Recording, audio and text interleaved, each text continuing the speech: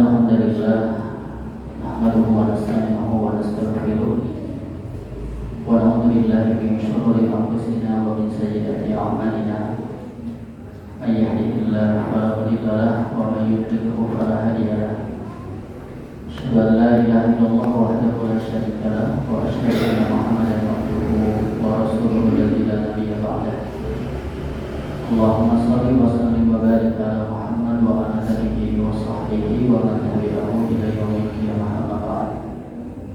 Ya ayyuhalladzina amanu ittaqullaha wa qulu qawlan sadida yuslih lakum a'malakum wa yaghfir lakum dhunubakum wa may yuti'illaha wa rasulahu faqad faza fawzan 'azima. Baik Bapak Ibu hadirin rahimakumullah, alhamdulillah kita bersyukur kepada Allah Subhanahu wa taala di maghrib ini diberi kemudahan, diberi kesempatan untuk bisa sholat berjamaah maghrib, lalu dimudahkan untuk bisa hadir di majelis ilmu. Semoga ini jadi wasilah untuk terus bertambah kebaikan, bertambah keberkahan dalam berbagai urusan, baik urusan dunia kita ataupun urusan akhirat kelak. Salawat dan salam senantiasa dilimpahkan pada panutan kita Rasulullah Muhammad Sallallahu Alaihi Wasallam, pada segenap keluarganya, para sahabatnya dan seluruh umatnya sampai akhir zaman. Baik Bapak Ibu, dalam insyaallah ya semoga sehat lahiriah, sehat batiniah. Insyaallah kita akan lanjutkan Bapak Ibu sekalian. Kita masih ada di bab yang ke-16 tentang al-amru bil muhafadzah 'ala sunnati wa adabiha. Sekarang kita akan bahas hadis yang ke-8, hadis yang diriwayatkan oleh Imam Muslim dari sahabat Jabir radhiyallahu anhu. Qala berkata Jabir radhiyallahu anhu, qala bersabda Rasulullah sallallahu alaihi wasallam, "Masali wa masalukum kamathali rajulin aw qadana." Masali perumpamaan aku, perumpamaan Rasulullah sallallahu alaihi wasallam, wa masalukum dan perumpamaan kalian kamathali rajulin seperti perumpamaan seorang laki-laki awalnya dia menyalakan naam api, faja'ala maka menjadikan al-janadib. Janadib ini semacam belalang, wal faras laron, yaqana jatuh janadib al-faras ini dia ke dalam api tadi. Wahwa dan laki-laki yang menyalakan itu jalubuhunna, dia mencegahnya, dia menolaknya anha dari api yang menyalakan. Jadi perumpamaannya seperti seorang laki-laki menyalakan api, lalu biasanya kalau sudah ada api si laron kenal, silaru belalang semacam itu tersebut karena api, sehingga jadi kurumut gitu. Namun ayana mama bapak ibu kami tas hujan si lampu gitu, tas hujan sok ayah si larunya gitu. Namun lampu malah ada mendingan dan langsung kabakar, tapi lama api makan langsung kabakar. Dia nyalakan, setelah itu datang gerombolan lawan si laru. Nah si laki-laki ini berusaha untuk mencegah lawan tadi supaya tidak terbakar. Dan itu adalah perumpamaan Rasulullah. Wa ana akhidun bi hujazikum aninna, dan aku ini yang menarik kalian dari neraka, dari api, sehingga tidak masuk api itu ke dalam neraka. Wa antum dan kalian taqallatun, dan melepaskan diri min yadaya dari tanganku. Jadi Rasul berusaha kita ini tidak masuk ke dalam api neraka, dicegah, ditarik bagian belakang kita, tapi masih kena ayat terjalan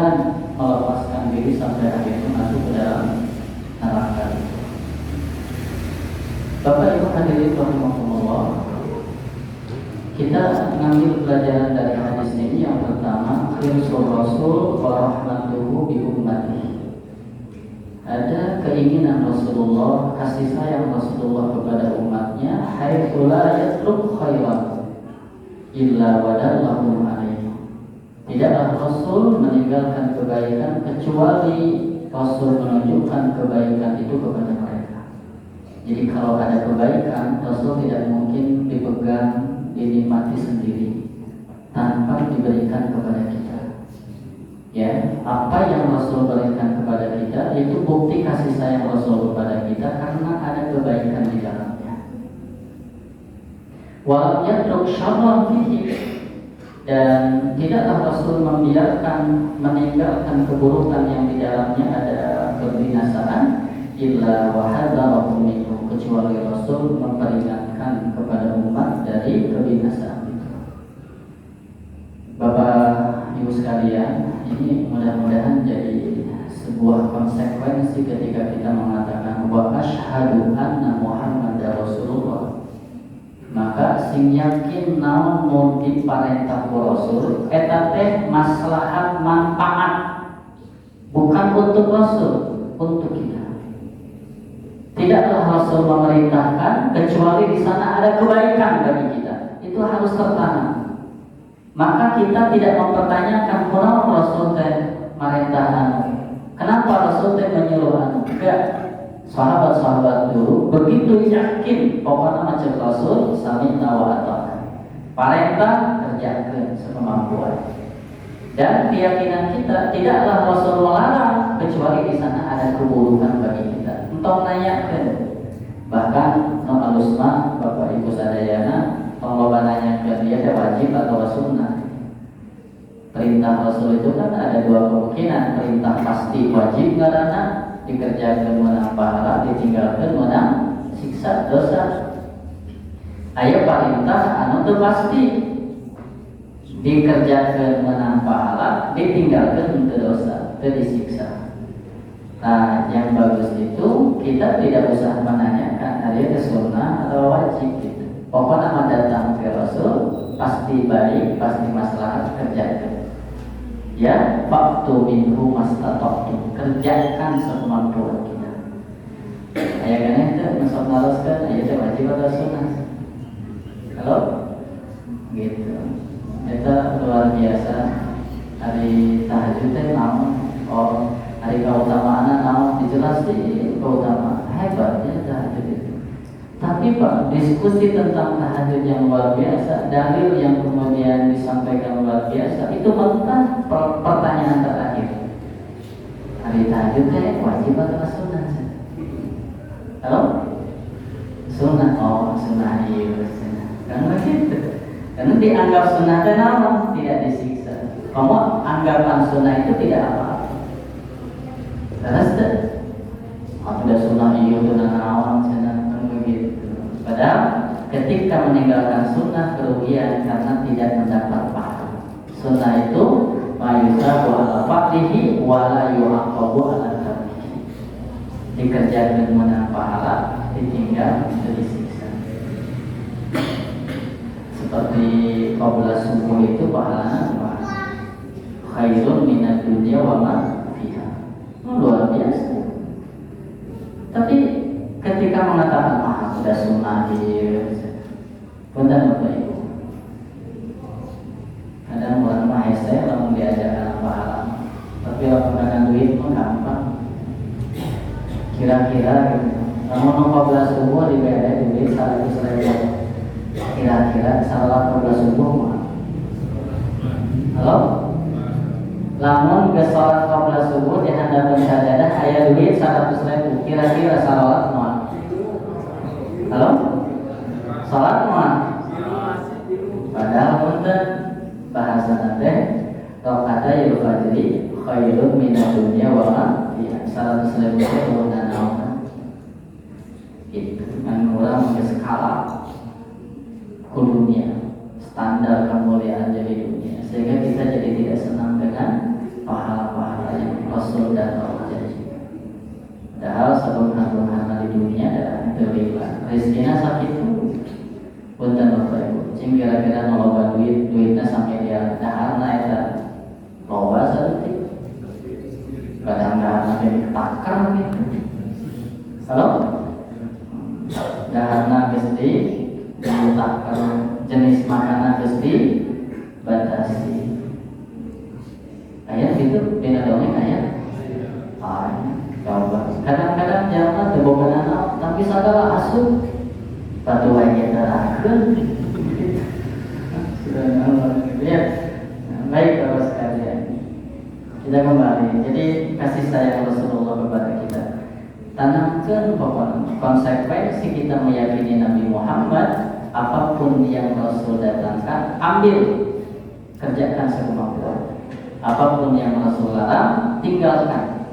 Ya, rek makruh atau rek haram. Ya, rek makruh atau rek haram.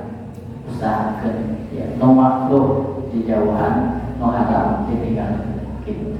Ya, wa ma'atakum rasul wa qulu wa ma nahakum anhu fantahu. Ya. Bahkan Bapak Ibu sekalian, At-Taubah ayat 128. Ya, nyana Rasul gitu. Kemana Taubah ayat terakhir teh? Laqad ja'akum rasulun min anfusikum azizun 'alaihi ma anittum. Luar biasa. Apa yang dirasakan kita itu dirasakan oleh Rasul, terutama penderitaan. Maka Rasulullah mah pangpanderina warak, panggelana lapar. Rasul panggelana susah, pangpanderina bunga. Sami jeung urang sensitif gitu, terasa berat apa yang menjadi beban umat itu. Maka Rasulullah maka perkara besar, perkara seperti ke sholat saya, aku akan mengamalkan sholat itu. Ya, benar-benar aku masuk sholat, wa uridu itoladah, dan aku bermaksud untuk mengamalkan. Tetapi ketika sedang sholat, ayah budak menceriti. Coba Rasul, kesenangannya lama berdiri, jadi dipersingkat karena merasakan bagaimana hati seorang ibu di saat mendengar tangisan anaknya. Coba, teregois. Rasul itu meninggalkan kesenangan hanya untuk kemudahan umat.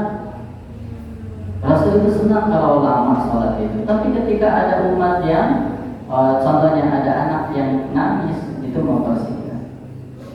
Dan Bapak harus bawa budaknya, kalau memang dilantai, cewek budak, cewek, cewek. Ya, ini suara empati. Harisun alaikum. Rasul itu ingin kita selamat. Rasul itu ingin kita mendapatkan kebaikan. Inilah perumpamaan. Orang kadang-kadang asup gitu, seperti orang yang menyalakan api. Terus daratan silaron digubahkan supaya dekat dulu. Gambaran murah itu. Kalau Rasul dibejaan, ditahan, ditarik supaya diasupkan neraka. Ya, harisun alaikum, menginginkan kita beriman. Tapi daannya itu tetap jalan, harus dicepok kayak buru-buru tetap jalan baik. Ya, nah itu Bapak sekalian, maka harisun alaikum bil mu'minina raufur rahim. Ya, tetap dibaca sejarah Rasulullah, terutama bagian biasanya kitab-kitab sirah di bagian akhir itu ada syama'il Muhammadiyah. Nah itu kadang luar biasa bagaimana kehidupan Rasulullah, bagaimana cinta kasih sayang Rasul, ketawaduan Rasul dengan kita. Ya, baik Bapak sekalian. Nah ini yang pertama. Maka ya termasuk orang yang kebanyakan tidak berilmu, orang yang bodoh, sehingga akhirnya melepaskan diri dari apa yang Rasulullah pegang. Gitu ya. Rasul berusaha diselamatkan, tapi mana anak-anak menolak. haitsu yakuna illa mukhalafatan din. Rasul diberi panduan supaya selamat, tapi kalau melepaskan diri dengan tidak mengambil syariat, bahkan menyelisihi syariat, gitu ya. Jadi lamun orang yang tetap sareng Rasulullah, ikuti syariatnya, hidupkan sunnah-sunnahnya, kerjakan. Jangan kemudian mukhalafah, kita menyelisih. Karena di dalam menyelisih inilah ada kebinasaan, ada kecelakaan. Sehingga menyelisih inilah yang membuat kita akhirnya masuk ke dalam azab neraka, gitu ya. Jadi Bapak sekalian, mudah-mudahan Allah membimbing kita dan menjadikan kita bagian dari umat yang senantiasa istiqomah memegang teguh sunnah-sunnah Rasulullah SAW. Baik, ini hadis yang ke-8. Berikutnya hadis yang ke-9 masih dari Jabir radhiyallahu anhu, anna Rasulullah sallallahu alaihi wasallam amara, memerintah Rasul bilaqil asabi, menjilati jari-jari tangan, wa wasafati dan diri. Wa qala, dan berkata bersabda Rasul, innakum la tadruna fi ayyihal barakah, sesungguhnya kalian tidak mengetahui di mana barakah. Rawahu Muslim, meriwayatkan Imam Muslim. Di riwayat yang lain, idza waqa'at luqmatu ahadikum, jika jatuh makanan seseorang di antara kalian, falyakhudha, maka ambillah makanan itu, falyumit, buanglah ma sesuatu kata terbukti di dalam makanan itu, min ada berupa kotoran, walyakulha, dan makanlah. Kalau makanan kita jatuh, maka kata Rasul, ambil, buang yang kotornya, kemudian makan. Wala yadaha, dan jangan kau membiarkannya, meninggalkannya di syaitan, untuk syaitan. Jadi upami tuang makanan kita jatuh, sunnah Rasulullah kedua, untuk kalau diantar dicantam, musafir biasa dibersihkan, kotoran dibersihkan, dibuang, terus sisanya dimakan oleh kita. Jangan dijadikan makanan itu jadi makanan setan. Wala yamsah, dan tidak boleh imsah, ya dahu bil injil, jangan di sini menggunakan melap gitu ya, musab. Ya dahu, tangannya bil injil, dengan sapu tangan, hatta yal'aqo asabiha, sehingga dia menjilati jari-jarinya. Tidak boleh membersihkan tangan kita, sini masih ada makanan, orang dibersihkan pakai tisu atau orang pakai sapu tangan sampai dijilat terlebih dahulu. Fa'innahu la yadri fi ayyi ta'amihi al-barakah, karena tidak tahu di mana barakah di makanan tersebut. Bapak sekalian, nah ini ada beberapa ya. Yang pertama berkenaan dengan motivasi, dorongan, anjuran dari Rasul untuk menjilati jari kita dan piring setelah makan. Ya, jari gitu ya, jari-jari jemari kita. Wihandi kan tanpa ya doktrin tadi gitu. Pokoknya naon Rasul diparentah tanglobananya kan, karena bisa jadi bapak gelur gitu. Kalau gitu deh, bisa jadi demikian. Dan saya termasuk orang bapak sekalian, pokoknya mau didatangkan ke Rasul pasti benar, pasti masalah. Jadi harusnya entah maka kokocok gitu ya, tapi dijilati dulu, karena di sini ada sisa-sisa makanan. Cek Rasul, kita tidak tahu barokah makanan itu di mana. Halo, Rasul sekarang awas-awas gitu cerita namanya. Pemimpinan syara Riyadhus Shalihin ya, saya ini di sana menceritakan hasil penelitian dokter ya, ahli kesehatan. Ternyata di ujung jari itu ada manfaat di antara manfaatnya ketika menjilat itu mempermudah pencernaan.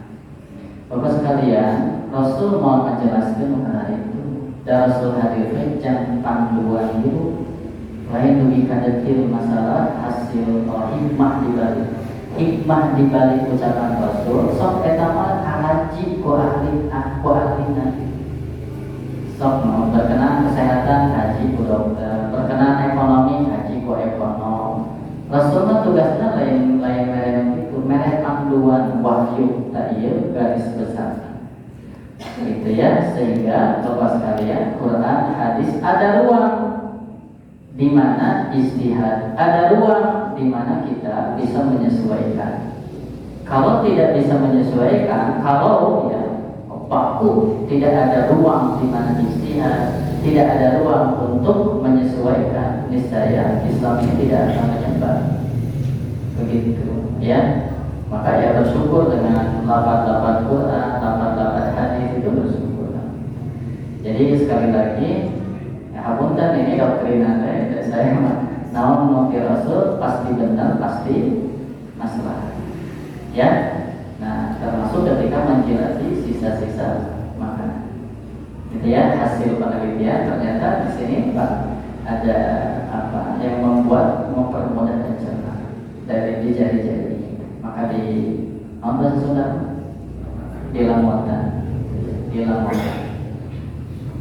Ya, dan ketika kita melakukan itu, wa fi dzalika muhafadzatun 'ala nikmah. Ketika kita melakukannya, ini adalah penjagaan terhadap nikmat, wa takhalluqun bitawadu, dan kita berakhlak tawadu. Jadi dalam Quran pas yang saya ayat 2 hikmah hiji, ini bagian dari penjagaan nikmat ya Allah. Dengan waran kenikmat. Nomor kedua sebagai bentuk akhlak tawadu. Sebaliknya, ketika kita tidak demikian, berarti ya ihanatun nikmat kita jadi menghinakan nikmat. Ngomong ayat Tuhan berikan di mengurangi diantap malah ditajo. Itu dia termasuk ihanah nikmat, menghinakan nikmat. Ya, tambah hina hadis lima orang tak apa, memang barokah nanti di mana? Di makanan mana? Orang tak apa barokah. Padahal Bapak sekalian, yang mahal dari apa yang kita kerjakan itu bukan semata-mata bendanya, tapi keberkahan dari amal kita. Memahami berkah dari amal, pertama kebaikan dari yang kita lakukan. Ya, mungkin nggak semakan jadi sakit perut. Halo?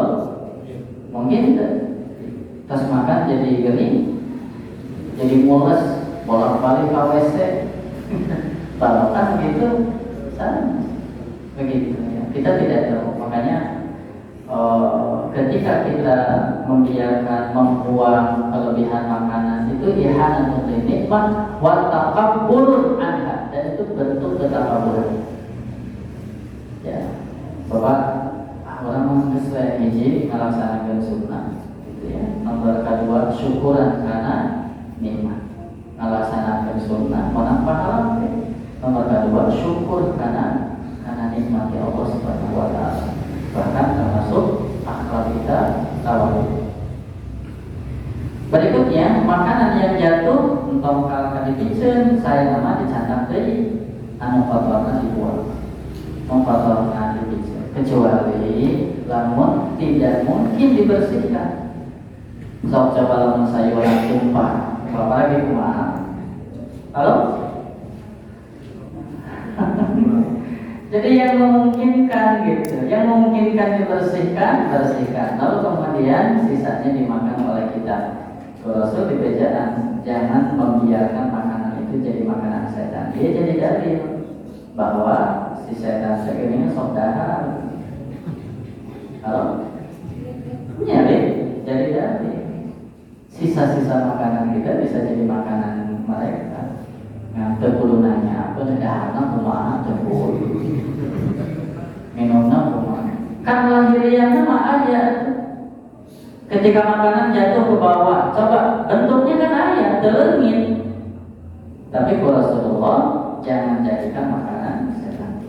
Inna syaitan yahduru ahadakum inda kulli syai'. Setan itu hadir kepada kalian, seseorang di antara kalian, inda kulli syai'in min sya'nihi. Bisa daya perbuatan, bisa daya aktivitas kita, setan itu datang gitu. Termasuk ketika hatta yahduru inda ta'ami. Setan datang ketika kita sedang makan. Matanya lamun setan lamun urang teh maca bismillah, setan teh alhamdulillah teh kebahagiaan. Gitu. Jadi lamun urang teh bismillah itu memberi ruang makanan yang setan. Maka usahakan kul sambillah, makanlah sambillah baca bismillah. Bahkan lamun poho buru-buru bismillah awwaluhu wa akhiruhu. Segala sesuatu poho kagak ingat gitu. Ya. Hatta yang dulu indah ta'ami, sampai di waktu makan. Maka fil hadis isbatun lisyayatin wa annahu ya'kulun. Hadis ini menetapkan bahwa setan tidak ahad. Ya. Dan kita menyerahkan karena kita tidak melihat. Dan orang ketika di Google dan pemadana gitu.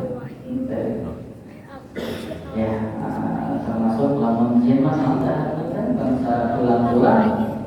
Maka diusahakan lamun aya tulang-tulang tetap disimpan di dapur di keluar itu. Bangsa tulang-tulang atau aya disimpan. Wa nahnu nusallimu bihadza wa in kunna la narahu, ya, karena kita ini tidak melihatnya.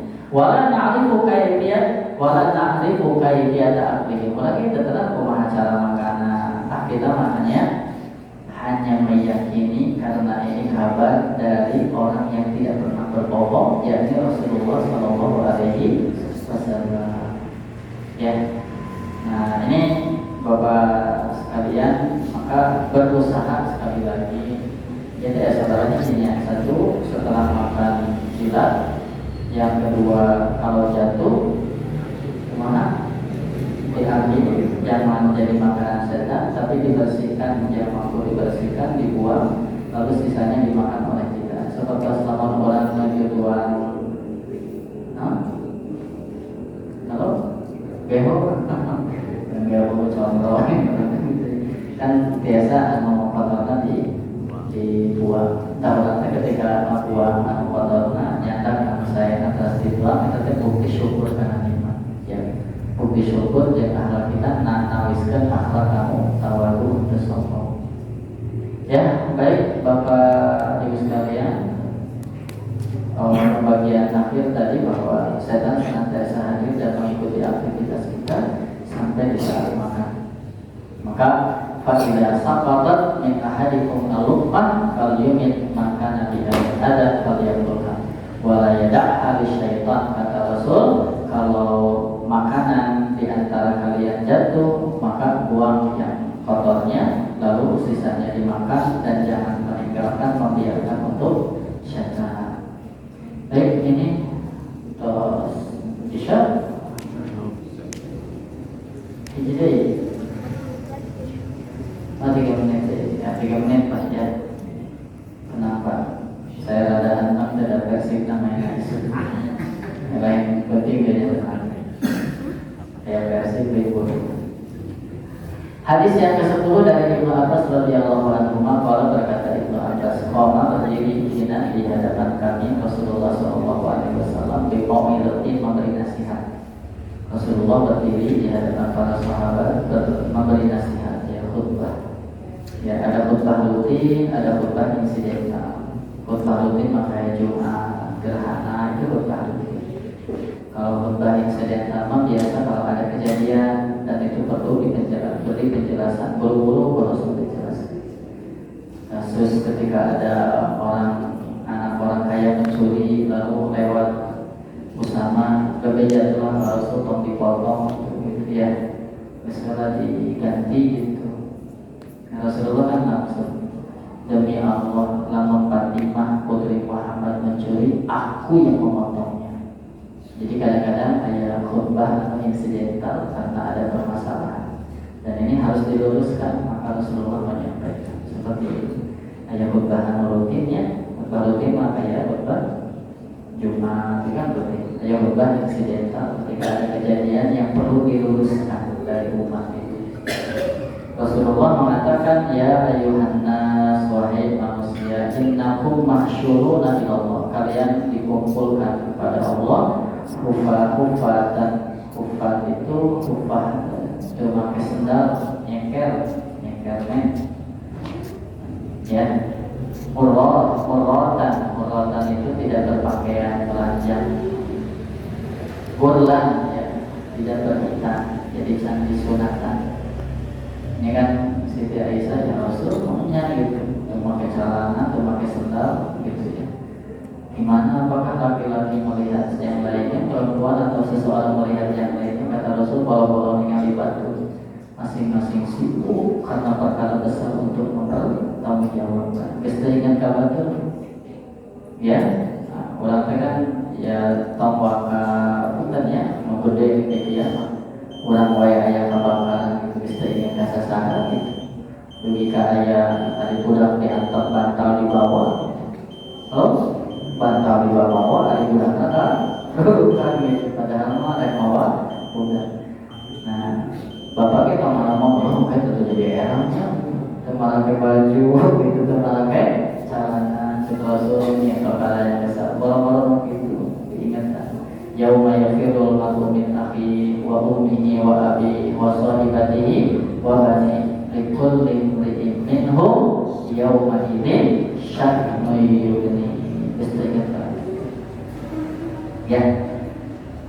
Kama bada'na awwal khalqin nu'idu. Bisa? Ya baiklah. Rasanya halo? Baik, sudah tamat ya. Insyaallah kita utamain nama Bapak, mudah-mudahan pas digaji dan ilmu manfaat dan nampil semangat kalau ibadah, mudah-mudahan semakin semangat untuk menghidupkan sunnah, mengamalkan sunnah Rasulullah SAW. Tadi aku kan pengobatannya namun datang di Rasul sibuk melaksanakan kedua hikmah yang dibuat. Lebih baik sibuk memahami, sibuk mengamalkan, lain sibuk memperdebatkan, sibuk mendiskusikan, sibuk kemudian saling menyalahkan. Datang ke Rasul ambil perintah kerjakan,